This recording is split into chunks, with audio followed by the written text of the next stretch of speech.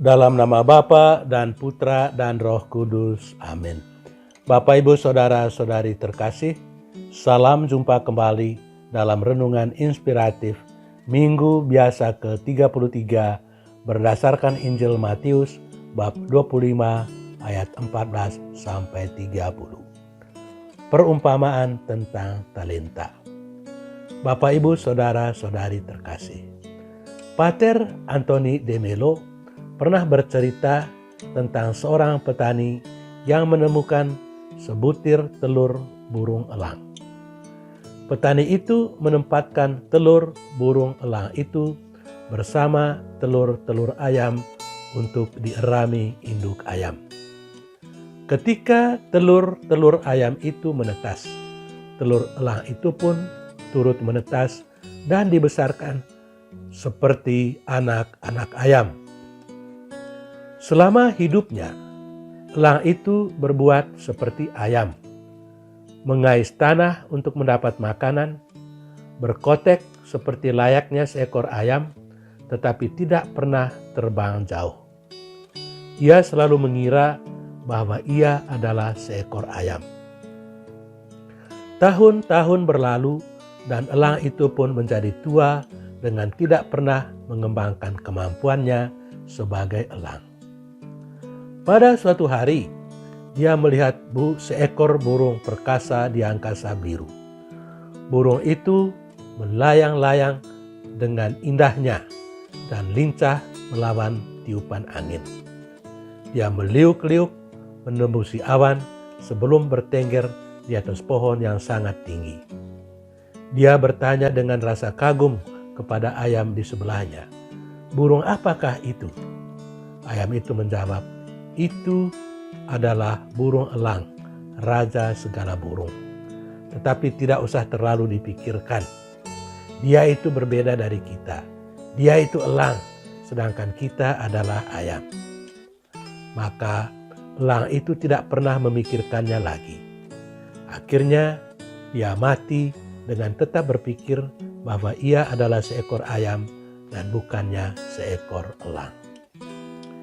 Bapak, Ibu, Saudara-saudari terkasih, sayang memang elang itu tidak menyadari kemampuannya sebagai burung elang dan karena itu tidak mampu bertindak sebagai burung elang.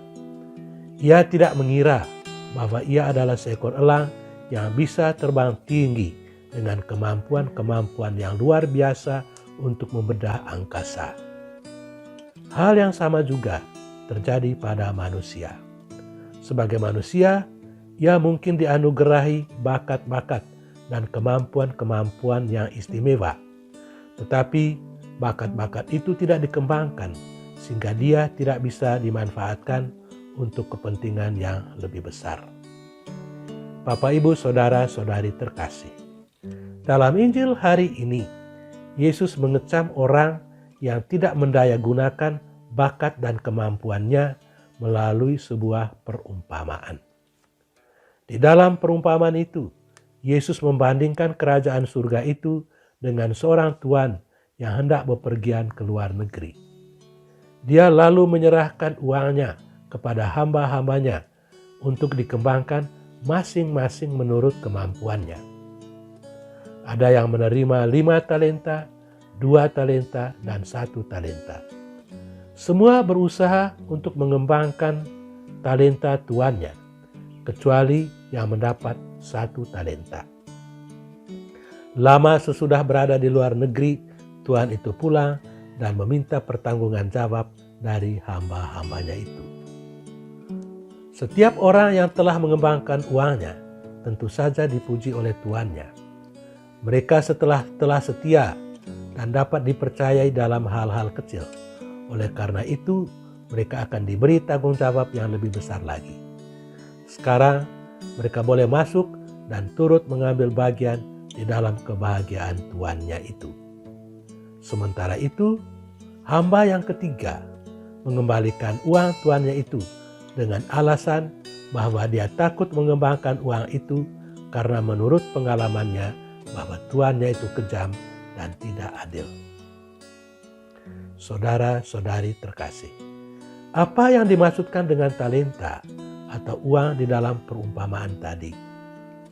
Talenta itu atau uang itu bisa berarti bakat-bakat, kemampuan-kemampuan, atau hal-hal baik yang ada di dalam diri kita. Hal itu hanya bisa bertumbuh kalau dikembangkan. Elang di dalam cerita tadi tidak bisa menjadi elang karena ia tidak mengembangkan kemampuannya sebagai elang, tetapi tetap bertahan hidup sebagai ayam. Tetapi talenta di dalam perumpamaan yang sama juga bisa berarti iman yang kita terima dari Allah. Iman itu harus dikembangkan. Dalam usaha untuk mengembangkan iman itu, kita mesti memiliki mental pedagang. Pedagang yang menyembunyikan hartanya di dalam tanah adalah pedagang yang tidak berguna dan bodoh. Dia harus mengembangkan hartanya agar bisa menjadi lebih banyak. Demikian pun halnya dengan orang-orang Kristen. Dia harus mengembangkan imannya supaya ia menjadi semakin kaya. Iman adalah satu talenta besar yang dianugerahkan Allah kepada kita. Oleh sebab itu, iman itu harus dikembangkan dan tidak boleh disia-siakan.